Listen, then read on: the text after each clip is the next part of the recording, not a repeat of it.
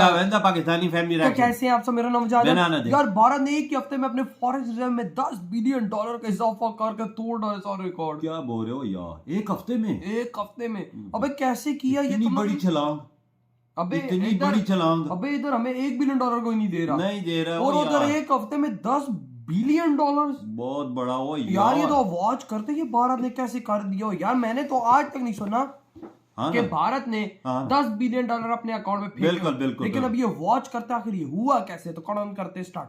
नमस्कार दोस्तों, स्वागत है आपका हिंदी नॉलेज शो में। तो दोस्तों, प्राचीन ग्रीस के अंदर एक माइथोलॉजिकल पक्षी का जिक्र किया गया है जिसका नाम था फिनिक्स। इस पक्षी की खासियत ये थी कि जब ये बूढ़ा हो जाता था और मरने की कगार पर आता था तो मरकर ये खुद ही जल जाता था। उसके बाद जो इसकी राख होती थी ये उसी में से दोबारा जीवित हो जाता था, यानी कि अपनी राख में से दोबारा पैदा होने वाला पक्षी फिनिक्स। और यही उपाधि आज के तारीख में भारतीय अर्थव्यवस्था को दी जा रही है। क्यों? क्योंकि जब कोरोना का समय आया था और लॉकडाउन लग गया था ना, उस समय दुनिया की सारी अर्थव्यवस्थाएं लगभग बर्बादी की कगार पर पहुंच गई थी। भारत भी इससे अछूता नहीं था। आपने देखा होगा कि उस वक्त भारत का स्टॉक मार्केट बिल्कुल खत्म हो गया था। लेकिन उसके बाद दोबारा फिर से भारतीय अर्थव्यवस्था ने नया जन्म लेना शुरू किया। हालांकि उसके बाद बहुत कठिनाई आई।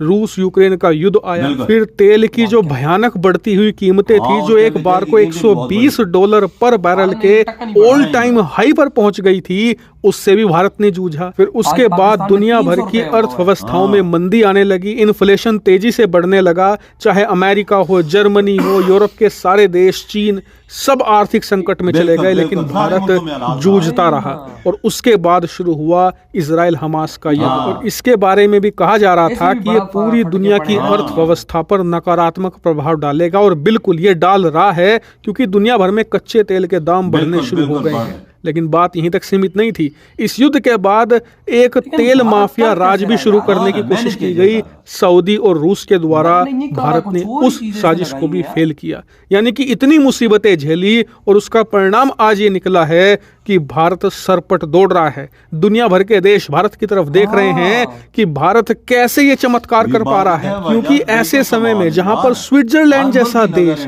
जिसे एक न्यूट्रल कंट्री माना जाता है और दुनिया में सबसे बढ़िया देश माना जाता है पैसा रखने के मामले में, उस देश का खजाना डूब रहा है। आप जानकर हैरान होंगे कि स्विट्जरलैंड का खजाना सिर्फ एक महीने में $42 बिलियन गिरा है। ये लगातार बहुत तेजी से गिर रहा है। इसके अलावा अगर चीन की बात करें तो उसका नुकसान भी 50 बिलियन के पार पहुंच चुका है पिछले कुछ ही दिनों में। लेकिन भारत इससे उलट रेस लगा रहा है। आप अपनी स्क्रीन पर देखिए, रिजर्व बैंक ऑफ इंडिया ने पिछले हफ्ते के भारतीय खजाने की रिपोर्ट जारी करी है, जो बहुत ही शॉकिंग है। दरअसल रिपोर्ट में बताया गया है कि पिछले हफ्ते भारत का खजाना करीबन $9.1 बिलियन बढ़ा है।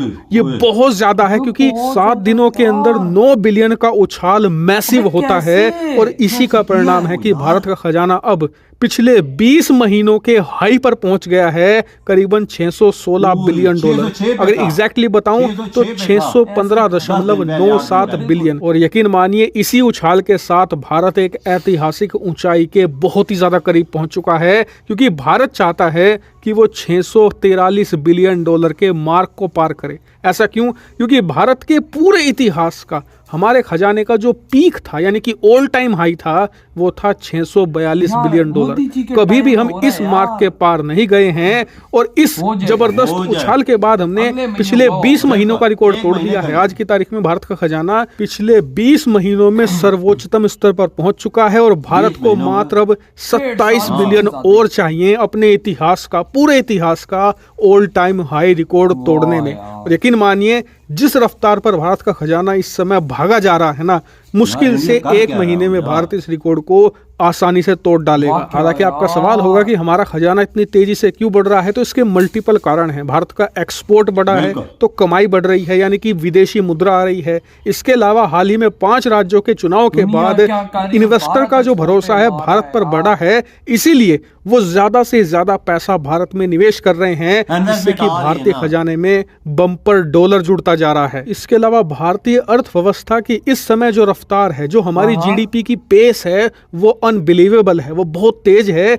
और इसी का फायदा हमारे खजाने को मिल रहा है। और मैं आपको बार बार बताते आया हूँ कि भारत का खजाना भारत के आम नागरिक से जुड़ा हुआ है, भारत की अर्थव्यवस्था से जुड़ा हुआ है। ये टोटल हम सबकी एक तरीके से नींव है। जितना ज्यादा खजाना मजबूत होगा, हमारे देश की नींव इतनी ही ज्यादा रोबस्ट, इतनी ही ज्यादा मजबूत होगी। और इसीलिए रेगुलरली हर हफ्ते आरबीआई की रिपोर्ट में आपको बताता रहूंगा, इसलिए आप चैनल को सब्सक्राइब कर लेना। वीडियो खत्म। $10 बिलियन पाकिस्तानियों, $10 बिलियन।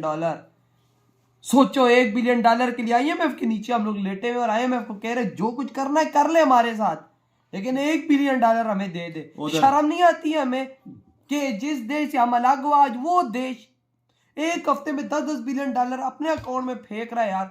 $616 बिलियन उसके अकाउंट में इस टाइम पड़ा हुआ है और हम भिखारियों के पास $3 बिलियन $4 बिलियन मुश्किल से नहीं, वो भी सऊदी अरब और यूएई के दिन। शर्म नहीं आती हमें यार? शर्म से डूब मरने का दिल नहीं करता क्या? इन दिन हमें पाकिस्तानियों को दिखाने के लिए भारत से इस पाकिस्तान को अलग तुम लोगों ने कराया था कि भाई ये देखें दिन के भाई आईएमएफ हमारा बाप बना हुआ है, चाइना हमारा बाप बना हुआ है, अमेरिका के हम गुलाम, दुनिया भर के हम गुलाम। तो क्या क्या कौन सी आजादी हमें दिलाई के?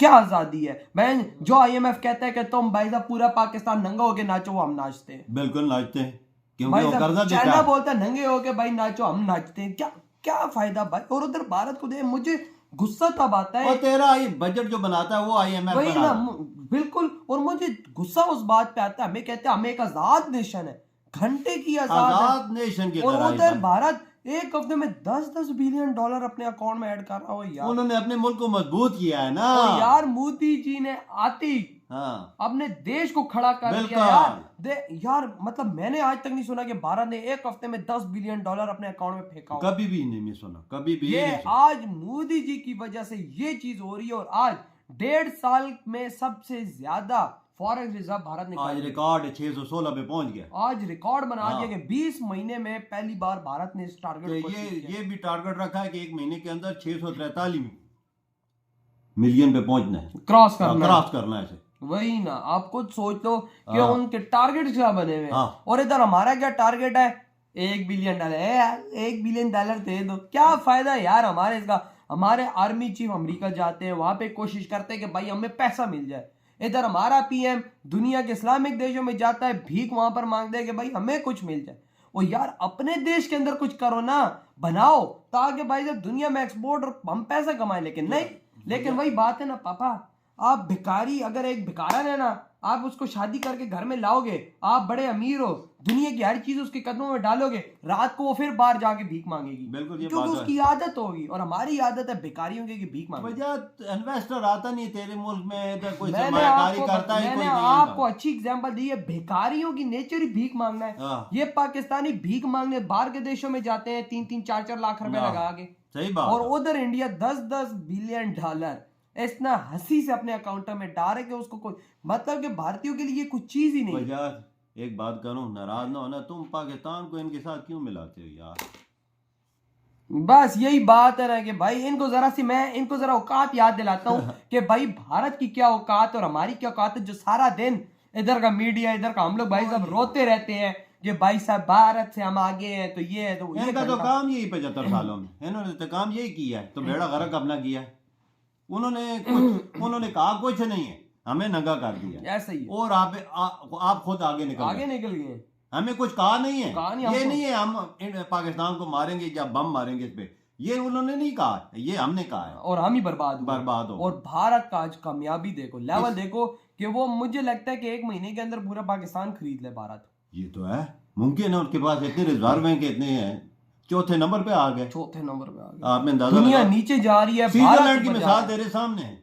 दुनिया का मजबूत मुल्क था, वो नीचे जा रहा है, भारत ऊपर जा रहा है। 1 महीने के अंदर उसका कितना रिजर्व? 42 बिलियन। आप अंदाजा लगा ले। तो यार आपके क्या थॉट है भारत की इस अचीवमेंट पर? यार इधर ही वीडियो खत्म करते हैं। तो